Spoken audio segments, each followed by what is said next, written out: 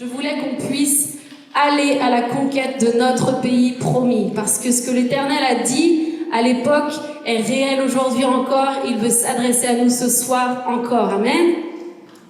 Deutéronome signifie loi donnée une deuxième fois. Il faut comprendre le contexte. À ce moment-là, Moïse s'adresse dans ce pays, dans ce chapitre-là, 11, à la nouvelle génération du peuple d'Israël qui se trouve à la porte du pays promis. Ok ? Le peuple se trouve enfin aux portes de Canaan. Ce peuple hébreu qui a vu de manière extraordinaire Dieu les libérer de l'Égypte, Dieu les faire sortir lui-même d'Égypte, où il était captif à travers des exploits incroyables. Vous vous souvenez où Dieu a ouvert la mer Rouge? Vous vous souvenez de tout ce que Dieu a mis en place pour faire sortir son peuple d'Égypte? Ce même peuple qui va ensuite être contraint d'errer pendant 40 ans dans le désert. Pourquoi? À cause de son incrédulité à Kadès. Ça, c'est quelque chose que vous pouvez lire dans le livre de Nombres.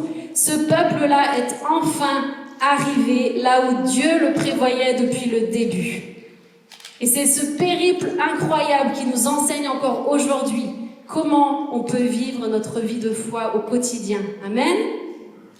Il faut savoir qu'au cours des 40 années, ces 40 années dans le désert où ils ont été comme dans un pèlerinage, là où Dieu les avait conduits, tous les Israélites adultes sortis d'Égypte sont morts, à l'exception de Josué et de Caleb. Moïse, lui, était encore là, mais pour peu de temps, ok ? Il n'entrera pas dans ce pays ruisselant de lait et de miel, et il le sait, mais pourtant, ça ne l'empêche pas de donner à la jeune génération toutes les recommandations que l'Éternel a prescrites. Et je crois de tout mon cœur que ce soir, de la même manière, Dieu s'adresse à nous avec autant de fraîcheur et d'importance. Amen. Le Saint-Esprit les communique pour que nous les mettions en pratique à notre tour. L'Égypte, d'où était sorti le peuple d'Israël, était synonyme d'esclavage, synonyme de douleur, synonyme aussi de captivité. L'Égypte était synonyme de mépris. L'Égypte était synonyme de perte de statut, de rejet pour le peuple hébreu. Voilà ce que représente l'Égypte. Et peut-être que ce soir, tu es là, et peut-être que ta vie ressemble à l'Égypte d'autrefois. Peut-être que tu es dans ce lieu pour la première fois, peut-être que tu ne connais pas Jésus, peut-être que ta vie est synonyme ce soir de douleur, peut-être que ta vie est synonyme de mépris, peut-être que ta vie est synonyme de rejet, peut-être que ta vie est synonyme d'absence de perspective totale, peut-être que tu vis dans la crainte du lendemain, peut-être que les circonstances dans lesquelles nous nous trouvons actuellement dans notre pays t'inquiètent. Peut-être que tu es dans ton Égypte aujourd'hui, gardé sous l'esclavage du péché. Ce péché qui t'empêche d'être en relation personnelle avec ton Dieu. Peut-être tu es à cet endroit-là. Laisse-moi te dire ce soir, mon ami, qu'il y a une bonne nouvelle, c'est qu'il est possible de t'en sortir. Amen. Il est possible de sortir de l'esclavage du péché. Il est possible, grâce à l'œuvre que Jésus-Christ a accomplie à la croix pour toi et moi, que tu puisses sortir de la douleur, que tu puisses sortir de l'absence de perspective. Si ta vie peut-être, tu vois pas grand-chose, tu sais pas où tu vas aller demain, je veux te dire qu'avec Jésus-Christ, il y a un avenir, il y a une espérance, il y a une perspective bien plus grande que celle que tu pourrais te donner et créer toi-même par tes propres forces. Amen. Jésus veut te faire entrer dans ton pays promis. Il veut te pardonner de tes péchés. Il veut simplement te réconcilier avec Dieu. Peut-être es-tu dans une seconde catégorie de personnes. Peut-être que toi, tu es chrétien de longue date maintenant. Peut-être que tu vis une vie chrétienne sans plus aucune saveur. Peut-être que ta vie actuellement est un petit peu comme celle du peuple qui a vécu dans le désert, où tu ne fais que te souvenir de la grandeur de Dieu, te souvenir de ses exploits, où tu es là à murmurer, à te plaindre. Peut-être que tu as perdu la joie que procure le zèle de l'évangile. Peut-être que tu te trouves ici, dans ce désert. Oui, tu as connu l'Égypte, tu en es sorti, mais tu es peut-être resté bloqué dans le désert. bloqué dans tes habitudes, bloqué dans ce que tu connais, peut-être bloqué dans une triste routine évangélique, si je peux me permettre. Peut-être même que tu as toi aussi cédé à l'incrédulité comme le peuple l'a fait alors qu'il avait vu Dieu agir de manière incroyable, fait des prodiges extraordinaires. Ils ont douté alors qu'ils étaient dans le désert. L'Égypte ou le désert, peu importe où tu te trouves, nous y faisons tous face à un moment donné de notre vie, les amis. Et il n'y a pas de condamnation, il n'y a pas de jugement. Nous sommes tous face à notre forme et notre propre forme d'esclavage moderne. Tout cela fait partie de la vie. Et comme je le dis souvent, être chrétien ne signifie pas entrer dans le monde des bisounours, où il n'y a aucun souci, où tout est un long fleuve tranquille, où la vie est calme et sereine. Être chrétien n'est rien de tout ça. Bien au contraire, la vie ne nous fait pas de cadeaux, mais en Christ, il est possible de la traverser avec une espérance et une joie au quotidien, mes amis. Amen. La vie ne nous fait pas de cadeaux. La vie ne te fait pas de cadeaux, mais elle ne m'en fait pas non plus, que je sois chrétienne ou non.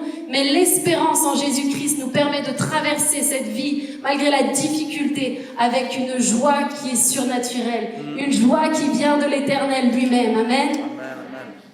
Regardez ce que dit le verset 8. Ainsi, vous observerez tous les commandements que je vous prescris aujourd'hui, afin que vous ayez la force de vous emparer du pays où vous allez passer pour en prendre possession et afin que vous prolongiez vos jours dans le pays que l'Éternel a juré à vos pères. Pour s'emparer de quelque chose, il faut avoir un esprit de conquérant, mes amis. Pour s'emparer de quelque chose, il faut le vouloir ardemment. Il faut être passionné. Lorsque, comme un athlète veut s'emparer de la médaille d'or, alors moi je suis pas une grande athlète, mais je sais qu'un athlète qui cherche la médaille d'or va tout faire pour s'emparer du titre, n'est-ce pas? Quitte à souffrir, il va s'entraîner dur, il va travailler dur pour remporter ce titre. Et de la même manière, laisse-moi te dire que lorsque tu choisis de t'emparer du pays que Dieu t'a promis, lorsque tu choisis de conquérir le pays que Dieu t'a promis, il va te falloir du courage. Il va te falloir de la force, comme le dit ce verset. Tu ne t'amuseras pas à sauter de nuage en nuage ou à glisser sur des nuages en arc-en-ciel, faites barba papa comme dans les bisounours. Ça n'arrivera jamais, mon ami. Lorsque tu veux t'emparer du pays que le Seigneur a promis pour toi, il va te falloir du courage, il va te falloir un esprit de conquérant. Mais le pays que le Seigneur t'a donné étant un pays d'avenir, de promesses, d'espérance, il va te donner la force qui va avec. Amen. Il va te falloir sortir de ta zone de confort. Lorsque tu veux conquérir, lorsque tu veux gravir cette montagne, lorsque tu veux arriver au sommet, là où Jésus t'attend, là où il n'y a plus ni pleurs ni doutes, il va te falloir du courage, il va te falloir te saisir et chercher à connaître ce Dieu. Amen. Vous savez, ce chemin, peut-être est-il étroit, peut-être est-il difficile parfois, mais aussi difficile, aussi beau est ce chemin, mes amis. Et il en vaut la peine. Il vaut la peine d'être vécu. La vie de disciple n'a rien de confortable. La vie de partisan, elle, oui. Lorsque l'on est partisan de quelque chose, on est bien assis confortablement dans un fauteuil. Mais lorsque tu es disciple, il n'y a rien de confortable. Je crains, et aujourd'hui, malheureusement, je suis triste parfois de constater qu'un grand nombre de chrétiens sont restés dans le désert spirituellement, comme le peuple hébreu l'a été physiquement, parce qu'ils ne se donnent pas les moyens de s'emparer, parce qu'ils ne se donnent pas les moyens de conquérir ce que Dieu a pour eux. Se sont installés dans un confort qui les empêche même de voir l'issue, qui est la mort. L'issue d'une vie confortable, mes amis, c'est la mort spirituelle. Dieu a des choses bien plus grandes, bien plus belles que d'être assis chez soi confortablement à vivre un évangile qui n'est qu'illusion. Amen. Il n'y a pas beaucoup d'amen. Hein. Ceux qui n'ont pas envie de faire d'efforts n'ont pas beaucoup de chance de conquérir ce pays promis. Il faut un réel esprit de conquérant. Il faut être courageux, il faut être fort. Il faut s'armer de cette pensée comme on l'a entendu encore il n'y a pas longtemps. Vous savez, une vie religieuse est plus ennuyeuse, je le crois vraiment profondément, qu'une vie sans Christ. Une vie religieuse est plus ennuyeuse qu'une vie sans Christ. La religion morte, les amis, n'a aucun intérêt. La religion morte n'a aucun intérêt. C'est une vie monotone, alors qu'une vie centrée sur Jésus-Christ, une vie remplie du Saint-Esprit et de foi est une véritable bénédiction. Amen, amen. Et c'est ce dont ce texte nous parle là. C'est ce que ce texte nous enseigne là. Vivre pour conquérir ton pays promis, c'est vivre tout court. Vivre pour conquérir ton pays promis, c'est vivre tout simplement ce que Dieu t'a appelé à vivre. Le reste n'est que fiction et illusion. Nous ne sommes pas appelés à être des partisans, et on l'a entendu encore tout à l'heure dans les valeurs de l'Église. Nous sommes appelés à être des disciples de Jésus-Christ. Amen. Lorsque tu as connu l'Égypte, lorsque ta vie n'a été que misère et souffrance, et que tu as découvert la plénitude de l'amour de Christ, mon ami, tu n'as plus envie de faire demi-tour. Peu importe le prix, peu importe le coût que cette vie aura, tu n'as plus envie de faire demi-tour. Tu as envie de découvrir ce que Dieu t'a promis, ce pays où coule le lait et le miel, comme le dit sa parole, ce pays dont l'Éternel, notre Dieu, prend soin lui-même et sur lequel il a continuellement les yeux, du commencement à la fin de l'année. Mes amis, est-ce que ça, c'est pas une promesse dont on a envie de s'emparer ce soir? Moi, je ne sais pas vous, mais dans les circonstances actuelles que nous traversons, je suis heureuse de savoir que chaque jour, ce n'est pas moi qui dirige ma vie, mais c'est Dieu lui-même. C'est lui qui a continuellement ses regards sur ma vie. C'est lui qui s'occupe de moi du commencement à la fin de l'année. Ça t'enlève toute charge, tout souci, et tu vis tranquillement avec lui, dans sa paix, malgré les circonstances. Il est la paix. Amen.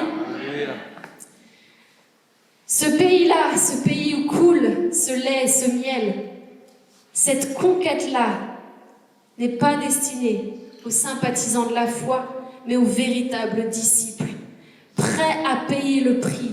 Il est destiné à tous ceux qui choisissent d'obéir à ses commandements. Ces commandements nous ont été donnés ici il y a des milliers d'années et pourtant ils sont encore tellement actuels. Regardez le verset 13, il nous dit « Si vous obéissez à mes commandements que je vous prescris aujourd'hui, si vous aimez l'Éternel, votre Dieu, et si vous le servez de tout votre cœur et de toute votre âme, je donnerai à votre pays la pluie en son temps, la pluie de la première et de l'arrière-saison, et tu recueilleras ton blé, ton mou et ton huile. Je mettrai aussi dans tes champs de l'herbe pour ton bétail, et tu mangeras et te rassasieras. Si vous aimez l'Éternel, et si vous le servez de tout votre cœur et de toute votre âme, si toutes les promesses que Dieu nous fait et que Dieu veut accomplir dans nos vies, toutes ces promesses sont reliées à ces deux petites lettres, à ce tout petit mot qui paraît peut-être insignifiant, mais sans lequel il est impossible d'accéder au pays promis. Si l'obéissance à ce que Dieu te demande est l'unique condition, mon ami, l'unique condition pour entrer dans ce que Dieu te promet, pour entrer dans ce pays où coule l'abondance de sa présence, l'abondance de son amour, l'abondance de sa paix, pour entrer dans ce pays où nous pouvons recueillir notre blé, Dieu nous promet de nous donner du blé, notre mou, notre huile, autrement dit, tout le nécessaire pour une vie chrétienne remplie de bonnes choses et surtout remplie de force pour faire face à la vie. Amen. Plus que jamais, je crois que nous avons besoin d'être des chrétiens remplis de force, remplis de courage, remplis d'espérance, où le blé et le mou que Dieu te donne au quotidien va nourrir d'autres personnes autour de toi. Amen. Amen. Amen. C'est ce que Dieu veut faire. Pour cela, il nous faut faire un choix. Le choix est simple. Il nous faut choisir d'obéir. Amen. Il nous faut choisir d'aimer Dieu de tout notre être, de tout notre cœur, de toute notre âme, toute notre âme. Mes amis, aimer Dieu de toute son âme ne se fait pas avec un mug de thé ou une tasse de café une fois par semaine, de temps en temps.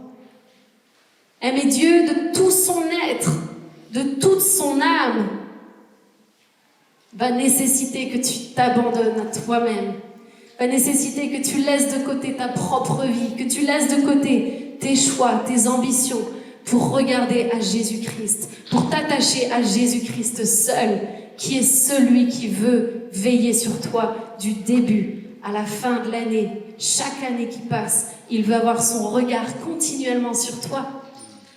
Amen. Amen. Pour arriver à cette réalité-là, le mode canapé doit être désactivé. La foi virtuelle et confortable à la carte n'a plus sa place. Lorsque tu choisis d'être un disciple de Jésus-Christ, mon ami, t'as pas d'option et tu ne restes pas assis dans ton canapé. Tu ne cherches pas ce qui t'arrange. Tu ne cherches pas une église qui t'arrange. Lorsque tu as choisi de conquérir le pays que Dieu t'a promis, le pays que Dieu veut te donner, alors, je t'assure que tu vas changer complètement de mode de vie. Tu vas te saisir pleinement. Tu vas te dire, Seigneur, il faut que je diminue afin que tu croisses, afin que tu grandisses, afin que tu prennes toute la place. Amen. Matthieu 11, au verset 12, nous dit que ce sont les violents qui s'emparent du royaume de Dieu. Est-ce que vous croyez que la Bible est la vérité ce soir ? Ce sont les violents qui s'emparent de la parole du royaume des cieux. Alors pas des violents dans le physique, on n'est pas en train de parler de cette violence-là, mais il faut avoir une violence et un désir acharné de connaître Dieu. Amen. Amen. C'est d'une violence spirituelle dont je vous parle ce soir. Ce sont les violents qui s'emparent du royaume de Dieu. Ce ne sont pas les assistés qui s'emparent du royaume de Dieu. Ce ne sont pas les gens qui cherchent une foi à la carte qui s'emparent du royaume de Dieu. Ce ne sont pas ceux qui choisissent de vivre dans le péché et qui de temps en temps viennent à l'église qui s'emparent du royaume de Dieu. Ce ne sont pas ces gens-là qui accèdent au pays promis où coule le lait et le miel. Ce sont ceux qui choisissent d'obéir. Amen. Pasteur Tim nous le rappelait dimanche dernier, l'importance de connaître notre « il faut que je ». Qui se souvient du message de dimanche dernier? Il faut que je. Et je crois qu'un essentiel de nos vies à tous, c'est de chercher l'Éternel. Il faut que je cherche l'Éternel. Plus que jamais, il faut que je cherche Dieu lui-même. Il faut que je m'empare de ses promesses. Amen. Il faut que je recherche de manière déterminée à vivre dans sa présence, quotidiennement, à m'attacher à sa présence, parce qu'il est tout ce dont tu as besoin. Il est tout ce dont tu as besoin pour vivre une vie de plénitude, une vie malgré les douleurs et les circonstances de la vie, où la joie de l'Éternel sera ta force. Amen. Lorsque tu cherches réellement Dieu, tu n'as plus le temps de chercher sur les réseaux sociaux ce qui pourrait être la parole dont tu avais besoin. Tu n'as plus le temps de chercher à savoir ce qu'un tel aurait dit, ce qu'une telle aurait dit, ce que tel orateur et grand homme de Dieu aurait dit ou non. Tu n'as plus le temps de chercher la punchline de la semaine. Lorsque tu cherches réellement Dieu, mon ami, tu n'as qu'un seul désir, c'est de te mettre sur tes genoux et de reconnaître sa grandeur. Tu n'as qu'un seul désir, c'est de te prosterner devant lui et de lui dire, Seigneur, prends toute la place. Prends toute la place dans ma vie. Je n'ai qu'un désir, c'est te connaître, c'est te chercher. C'est de rester en sa douce présence. Amen. Amen, amen. La présence de l'Éternel est douce, mes amis. C'est pour ça qu'il nous parle d'un pays où coule le lait et le miel. C'est doux, c'est agréable. Il est bon d'être dans la présence de Dieu. Il est bon d'entrer dans un pays où coule le lait et le miel.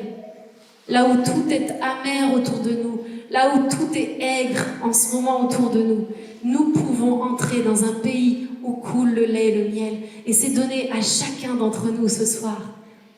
C'est là les promesses merveilleuses que Christ a accomplies pour nous à la croix. Amen. Le psaume 34, verset 11, nous dit « Ceux qui cherchent l'Éternel ne sont privés d'aucun bien. » Aucun bien ne t'est retenu, mon ami, si tu fais choix de chercher Dieu, si tu fais choix de chercher l'Éternel, si tu te donnes le moyen d'entrer dans cette réalité, d'entrer dans ce pays promis pour chacun. Ce soir, j'ai vraiment simplement envie de vous laisser cet encouragement, parce que je crois de tout mon cœur que nous arrivons dans une saison de la vie, dans un temps dans notre pays où plus que jamais nous avons besoin d'hommes et de femmes conscients de qui ils sont en Christ, conscients qu'ils peuvent faire la différence. Nous sommes appelés à faire la différence. Le psaume 34, verset 5, nous dit « J'ai cherché l'Éternel et il m'a répondu. Il m'a délivré de toutes mes frayeurs. » Amen.